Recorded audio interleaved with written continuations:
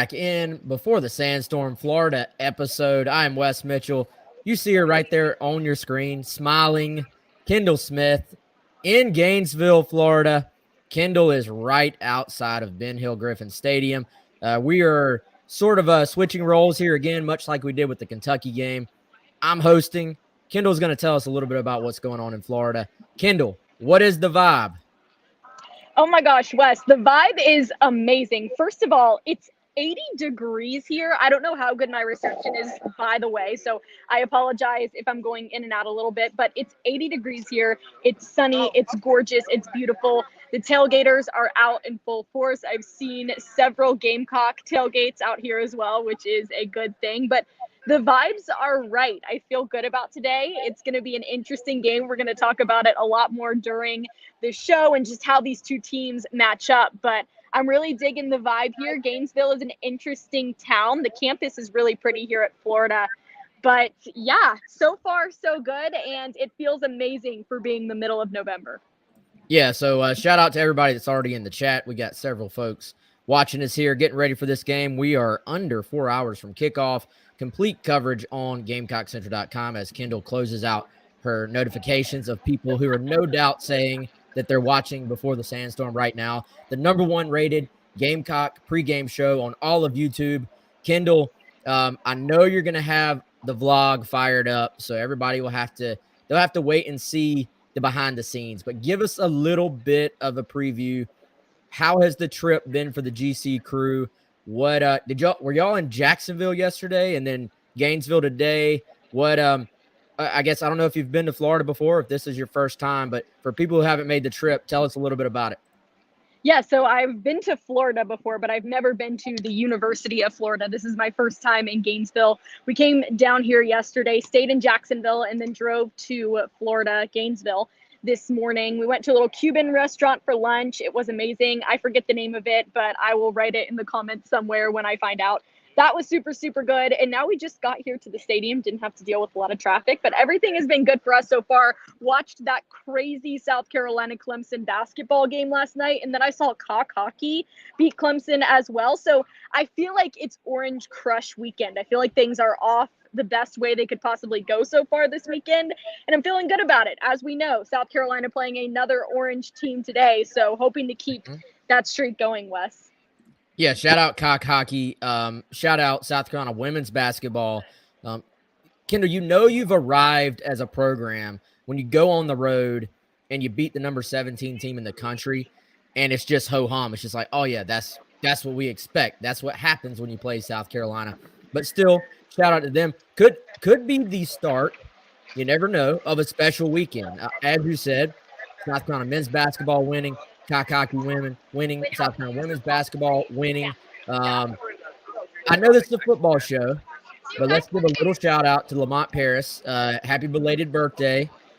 How about this team getting a win over Clemson in his first game in this rivalry matchup? And hey, shout out to your classmates, the students as well. I watched the game on TV. It seemed to me to be a pretty good atmosphere for a November 11th basketball game. Normally the atmospheres don't come until SEC play in the past, it feels like. So shout out to your classmates. Great atmosphere. But Chico Carter, Gigi Jackson, that crew, Lamont Paris, big win over the Clemson Tigers on Friday night.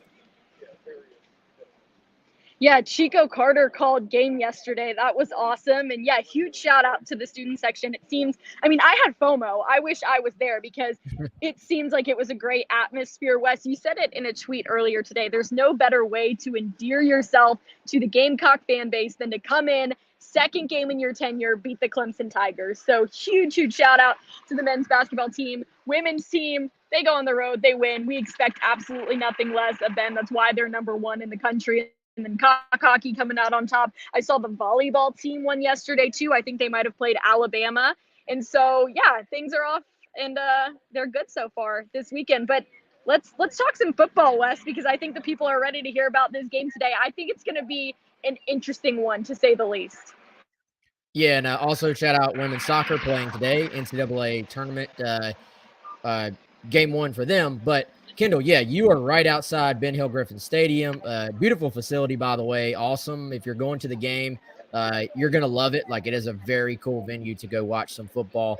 Very tough place to play traditionally. A Florida team, Kendall, that, you know, they're good. They're solid. They're okay. They're not a bad team by any means. They're not some of the Florida teams of Spurrier past or Urban Meyer past, like they're a good, solid team. They have, if you look at it statistically, some similarities to South Carolina. They run the football pretty well. They probably run the ball a little bit better than South Carolina. They don't stop the run very well. As much as we talk about South Carolina's inability to stop the run, Kendall, Florida has struggled even more, at least statistically, to stop the run. So I think this is an intriguing game because Carolina is an underdog, a decided underdog. It's like 8.5 points. They're not expected to win by outsiders, but I do think they probably come into this game with a pretty decent amount of confidence after what they did to Florida last year.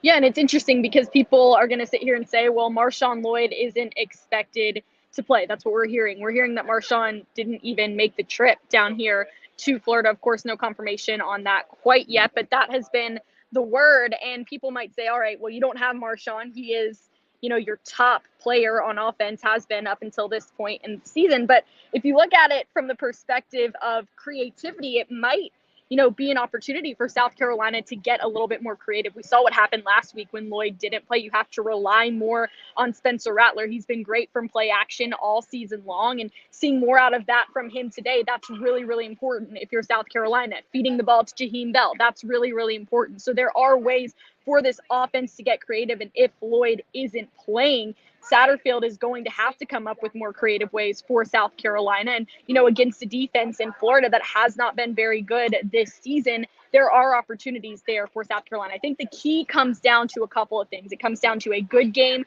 for Spencer Rattler, and somebody else in the offense has got to step up, whether that's Juice Wells, whether that's Jaheim Bell. You've got to have a playmaker on offense. Somebody's going to have to do that against this Florida defense. Secondly, the number one weapon for Florida, and we all know this, is Anthony Richardson. He has been their best player. He's their quarterback. Very, very versatile. He can throw the ball. He can run the ball. He's quick as lightning. If South Carolina is able to shut down Anthony Richardson, they have a great chance at winning their game. So for me, that's the key. Get creative on offense, shut down Anthony Richardson, and I think South Carolina's in a good place.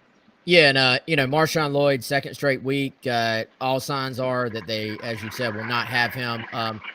Short of an actual official word, which probably, I guess, it seems like these days you don't even get official word. You just see, oh, the guy's not there. He's not on the field. Short of an official word, we can all but confirm, I've been told as well. I know David Coniger has reported he didn't make the trip. I've been told don't expect Marshawn Lloyd.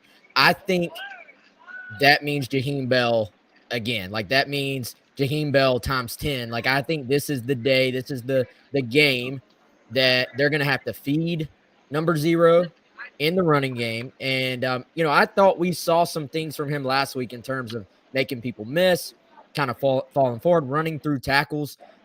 He may be the second best running back on this team, at least right now, as far as carrying the football 16, 17, maybe 20 times in a game. And so they're going to miss Marshawn Lloyd, obviously. And I think Lloyd would have had a massive game against these guys. That's what kind of stinks from a Carolina perspective is I think he would have had a huge day. But I'm with you. Spread the ball around, maybe get the Joyner package fired up again. That was successful for him last week. Kendall, I like what Xavier Legette did with the ball in his hands last week. I think he is an underrated playmaker for them. It's going to be very, very key to continue to spread the ball around to these guys. And then, like you said, Anthony Richardson, I think the concern, Kendall, for me especially, is the kind of combination of what we know Anthony Richardson can do, plus what we've seen South Carolina really not do the last 2 weeks in terms of stopping the run, giving up these big plays to the outside perimeter areas in the running game, the quick passing game. They're going to have to play better defensively in the open field than they did against Vandy and against Missouri. No, you're 100% right. That has to happen. A lot of these teams going to the perimeter and they're challenging South Carolina, and South Carolina's defense hasn't been able to step up to it. Of course, it's hard when you have a few guys on defense that are true freshmen. Nikki Manwari, DQ Smith, Stone Blanton getting a lot of touches for South Carolina on defense. So it's hard when you have such a banged up defense, but they really need, I mean, honestly, they need to have their best game of the season today because Anthony Richardson is just so versatile. He's so talented. Shane Beamer talked about it earlier in the week. That's why in all of these NFL draft projections, Anthony Richardson is at the top of this quarterback class for this next NFL draft class because he is such a talented player and the person that South Carolina needs to be most aware of today. So yeah, it's about the defense stepping up. I'm not sure what the offense is exactly going to go with, but you would assume they're going to try to feed the ball to Jaheim Bell as much as they possibly can. And Spencer had some dimes last week. I mean, he really looked great. I had a front row seat. I was in the back of the end zone for basically every moment of that game at Vanderbilt. And Spencer had a really, really good game. He was the highest rated Power 5 quarterback according to PFF just last week. So looking to replicate that today. I also think special teams is going to play a big role. Billy Napier talked about it earlier in the week. He talked specifically about South Carolina's special teams, how they can create problems and how it can be a game changer. And I think South Carolina really needs them to step up today too, Wes. Yeah, I mean, we've seen that, Kendall. Like they have had more often than not, they have had at least one game-changing play in just about every game they've played. Now, sometimes it hasn't been enough, but I think you got to replicate that again today. I mean, this is a game I look at on paper. If they play 10 times, Florida probably wins, 6, 7 of the games or so. But, however, I think we're losing Kendall. Hopefully we can get her back here in a second. But I think, Kendall, that, it's a game where there is a path to South Carolina winning the game. Now, the path is not – it's not one of those things where it's insurmountable, but it is a pretty narrow path. I think, for one, you look at it, you say you don't really expect the defense to necessarily shut down the Florida rushing attack, to shut down Anthony Richardson. I think you just kind of have to hope and expect for them to survive him. Like, I think, can you expect them to give up 17, 20, 21 points? I don't know if that's necessarily realistic. I think, can they just not sort of let him go off and maybe see if we got Kendall back now. She's trying to get back in. Can you hear me, Kendall? I can barely hear you. You're kind of I don't know if you can quite hear me. I can hear you. You're just your audio is good. Your video is very choppy. But you do have the sunnies on. We can't see that. Kendall, we were just talking, and, I was saying there is a path to South Carolina winning this game. I think it's a fairly narrow path because I can't see South Carolina scoring, 45 points in this game. And I can't see the South Carolina defense holding them to like they did at Kentucky, like holding the team to 17 points or something like that this week. I think the narrow path is that you hold Florida kind of to a 28 to 31 range, and that gives you, I think, just enough confidence that South Carolina can maybe go score 31, 20, or 31, 34. So I think the path to a win is like a 34 to 31 or 31 to 28 type game. Anything higher than that, I don't know if South Carolina can score that many against these guys. If Carolina scores anything lower than that, I just don't know if you can hold that rushing attack down enough to feel confident in them doing that. So I think there's a path. I just think it's a fairly narrow path, and it probably involves a special team score or you winning the turnover battle. It's just kind of, you're going to need things to go your way. Whereas Florida probably feels like if turnovers are equal, if the game just plays out without any crazy things happening, they probably win.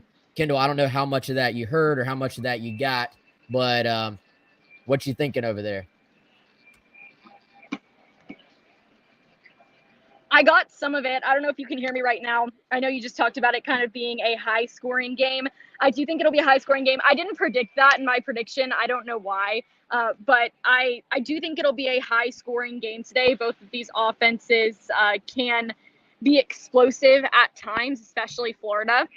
And I think with South Carolina's defense and what they've showed us this season, it's really going to fall back on South Carolina's offense today to make the plays and to get the win for the Gamecocks. So I agree with you 100%. And I think that's why this matchup is so interesting, because both of these defenses haven't been great this season.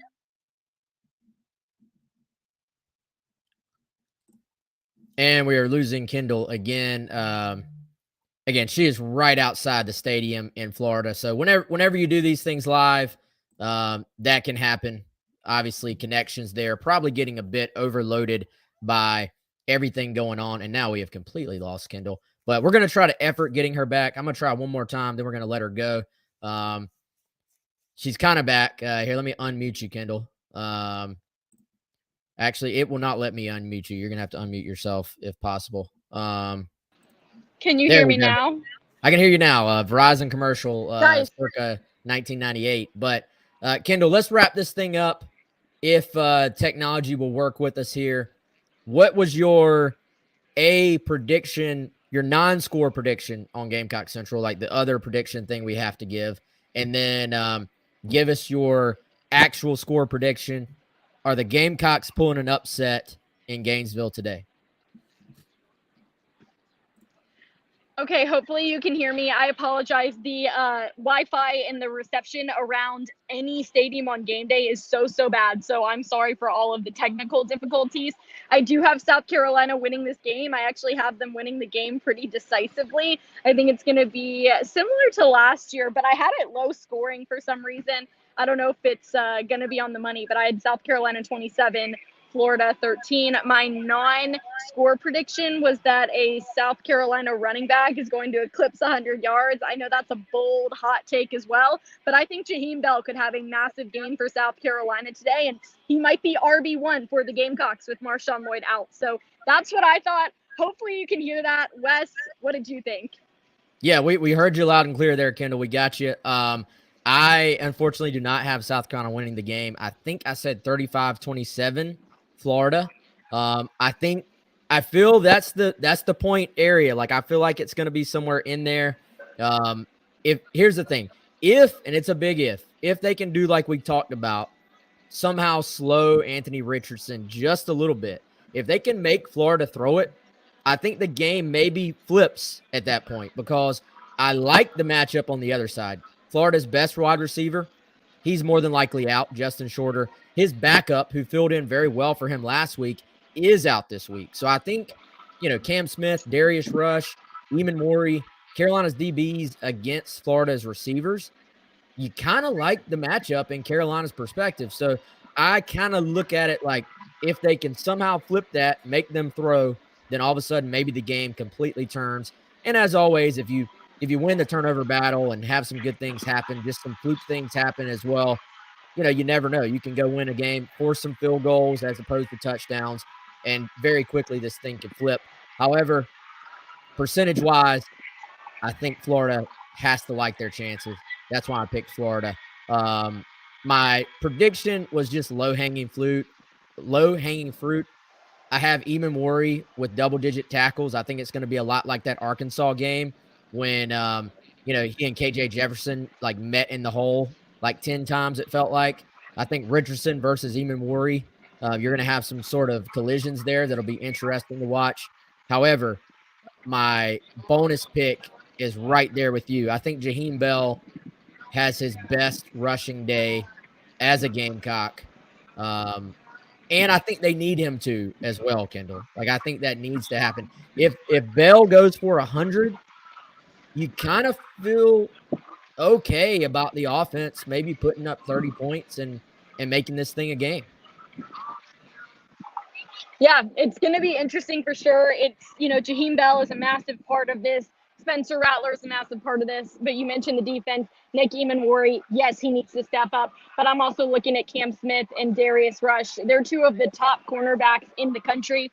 Anthony Richardson can throw great balls, But if you've got great corners on those receivers, especially with a couple of Florida's receivers potentially out for today, they're going to have a big opportunity to impact this game in a good way for the Gamecocks. So it needs to be an all hands on deck approach. South Carolina needs all three phases in this. I know they want this win bad, and I think it's going to be a really interesting game. We're going to have so much on Gamecock Central, so be sure to follow us the whole way through because we're just getting started here today in Gainesville.